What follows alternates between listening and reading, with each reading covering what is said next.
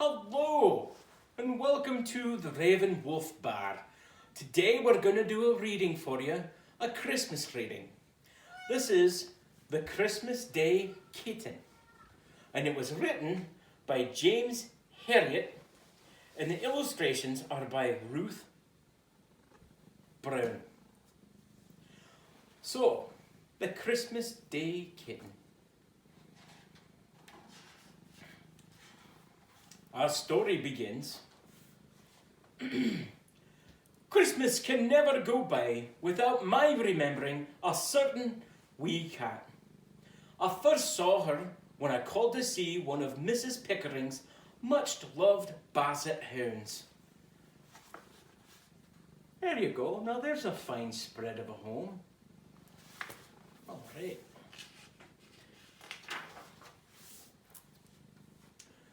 I looked in some surprise at the furry creature moving quietly down the hall. I didn't know you had a cat, I said to Mrs. Pickering, who was a plumpish but pleasant-faced woman. Mrs. Pickering smiled. Oh, we haven't really. Debbie is a stray. She comes here 2 or 3 times a week and we give her some food. I don't know where she lives. Do you ever get the feeling that she wants to stay with you? I asked. No, Mrs. Pickering shook her head. She's a timid wee thing. Just creeps in, has a bit of food, and then slips away. She doesn't seem to want to let me help her in any way. I looked at the little tabby cat again. But she isn't just having food today. Aye, it's a funny thing. But every now and again, she pops through into the sitting room and sits by the fire for a few wee minutes. It's as though she was giving herself a treat. There you go. There's a little kitten. Look at that. I wouldn't mind standing there by the fire to give myself a treat either. Now the little cat was sitting very upright on the thick rug which lay in front of the fireplace, in which the coals glowed and flamed. Now the 3 Bassets were already lying there, but they seemed used to Debbie, because 2 of them sniffed her in a bored manner, and the 3rd merely cocked a sleepy eye at her before flopping back to sleep. Now Debbie made no effort to curl up, or to wash herself, or do anything other than gaze quietly ahead. This was obviously a special event in her life. A treat. Look at that. What cat sits amongst 3 monstrous dogs like that? But look at the fire, it's so warm. Very, very, what a treat. What good is here?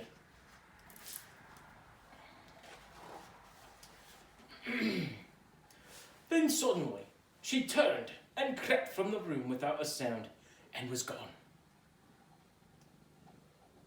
That's just the way it is with Debbie, said Mrs. Pickering, laughing. She never stays more than 10 minutes or so, and then she pops off. Now, I often visited the Pickering home, and I always looked out for the little cat. On one occasion, I spotted her nibbling daintily from a saucer at the kitchen door. As I watched, she turned and almost floated on light cat footsteps into the hall, and then through into the sitting room again. Now Debbie settled herself in the middle of the pile of Basset hounds in her usual way, upright, very still, gazing ahead at the glowing fire. This time, I tried to make friends with her, but she leaned away as I stretched out my hand. Now, however, I talked to her softly, and I managed to stroke her cheek with one finger. There you go. There's her sneaking in. There's the saucer. And he gets a wee nice friendly touch with the cat. That's well done. Very patient man. Now, then it was time for her to go, and once outside the house, she jumped up on the stone wall and down the other side. The last I saw was the little tabby figure flitting away through the grassy field. I wonder where she goes, I murmured. That's something we've never been able to find out, said Mrs. Pickering. That's a fine stone wall there. Not too high, you know, not stretching the cat out. But there you can see the kitten. She's just drifting away through the tall grass with her pointy tail. That's adorable. Now, it was 3 months later that I next heard from Mrs. Pickering, and it happened to be Christmas morning. "I'm so sorry to bother you today, of all days," said Mrs. Pickering apologetically. "Aye, don't worry at all. Which of the dogs needs attention then?" "It's not the dogs, it's Debbie. She's come to the house and there's something very wrong with her. Please, come quickly." Now I drove through the empty market square. The snow was thick upon the road and upon the roofs of the surrounding houses, and the shops were all closed, of course, but the pretty coloured lights of the Christmas trees winked at me through the windows. Look at that, that's a fair drive. That's a good bit of snow, you know? Good Christmas snow there. Mrs. Pickering's house was beautifully decorated with tinsel and holly and the rich smell of turkey and the sage and onion stuffing wafted from the kitchen. But she had a very worried look upon her face as she led me through into the sitting room. Debbie was there, but she wasn't sitting upright in her usual position. She was lying quite still, and huddled close to her lay a wee tiny kitten. I looked down in amazement. "What have we got here?" "It's the strangest thing," Mrs. Pickering replied. "I haven't seen her for several weeks, and she came in about 2 hours ago, staggering into the kitchen, and she was carrying this wee kitten in her mouth. She brought it in here and laid it on the rug. Almost immediately, I could see that she wasn't not well. Then she laid down like this, and she hasn't moved since." There you go, she's all laid out in front of the fire, which she's never done before. But you can see the wee kitten tucked under her paw. It's tiny. It's a tiny wee kitten. Very cute though. Now I knelt down on the rug and passed my hand over Debbie's body, which Mrs. Pickering had placed on a sheet. She was very, very thin, and her coat was quite dirty. I knew that she did not have long to live. "Is she ill, Mr. Harriet?" asked Mrs. Pickering in a trembling voice. "Aye, she is, I'm afraid so.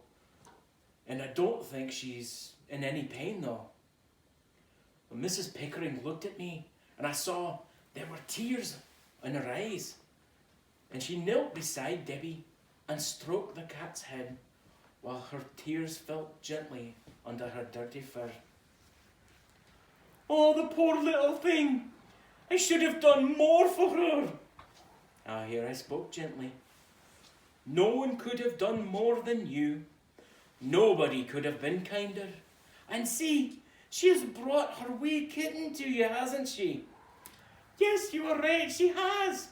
Mrs. Pickering reached out and lifted up the tiny, bedraggled kitten. "Isn't it strange? Debbie knew she was dying, so she brought her kitten here, and on Christmas Day." Now I bent down and put my hand on Debbie's heart. There was no heartbeat. "I'm afraid she has died." And I lifted up her feather-like body and wrapped it in that sheet and took it out to the car. Here you go. It's a sad moment though. You know, having a wee one passing right there on Christmas.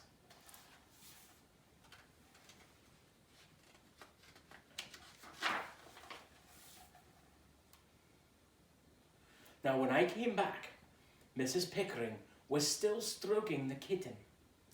Now, her tears had dried up, and she was bright-eyed as she looked at me. "I've never had a cat before," she said. I smiled. "Well, it looks as though you've got one now, don't you?" Now look at that, look at the little wee one she's got there tucked away in her scarf. Yeah, that's pretty warm. That looks pretty warm, isn't it?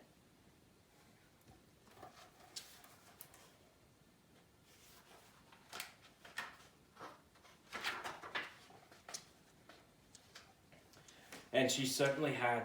The kitten grew rapidly into a sleek, handsome, and bouncy tabby cat, and Mrs. Pickering called him Buster. He wasn't timid like his mother, and he lived like a king. And with that ornate collar he wore, he always looked like one too. Look at him. He's hiding under the curtains, he is. Look at that. He's gonna bust out of there and probably attack something like a moth or what have you. I watched him grow up with delight.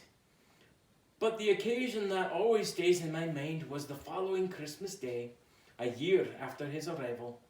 I was on my way home after visiting a farmer who had a sick cow, and I was looking forward to my Christmas dinner. Mrs. Pickering was at her front door as I passed her house, and I heard her call out, "Merry Christmas, Mr. Harriet! Come in and have a drink to warm you up." Now I did have a bit of time to spare, so I stopped the car and went on in. And in the house, there was all the festive cheer from the last year, and the same glorious whiff of turkey, sage and onion stuffing. But this year was no sorrow. There was Buster.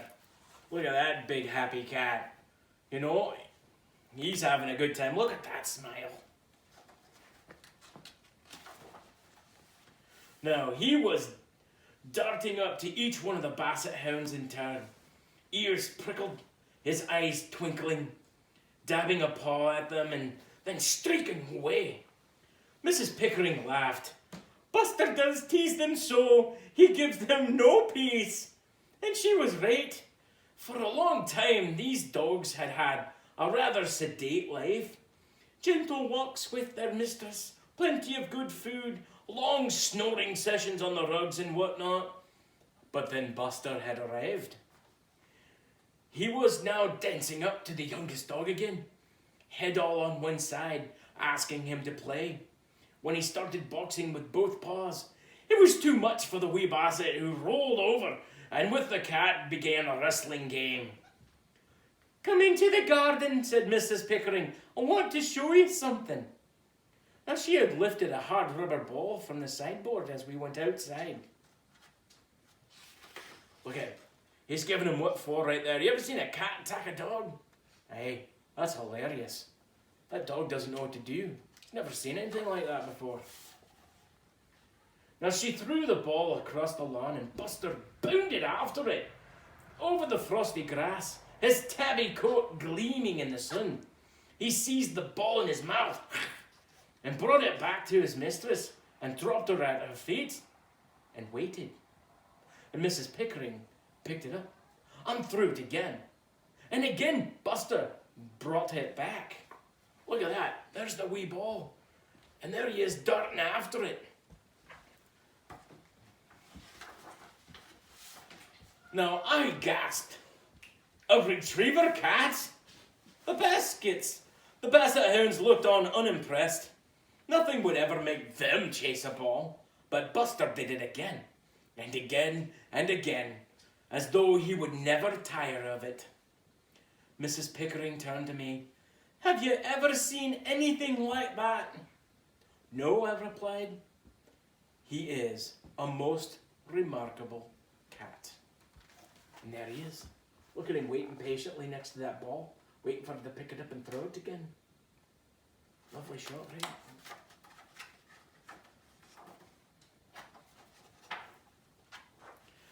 Now, we went back into the house where she held Buster close to her, laughing as the big cat purred loudly. Looking at him so healthy and contented, I remembered his mother, who had carried her tiny wee kitten to the only place of comfort and warmth she had ever known. Mrs. Pickering was thinking the same thing because she turned to me, and although she was smiling, her eyes were very thoughtful. "Debbie would be pleased," she said, and I nodded aye, she would. "It's just a year ago today she brought him in, was it no?" "Aye, that's right." She hugged Buster again. "The best Christmas present I have ever had." There it is. Best Christmas present was not a gift so much as it was a gift that never ends giving. And that's the end of The Christmas Day Kitten by James Herriot with illustrations by Ruth Brown. Merry Christmas.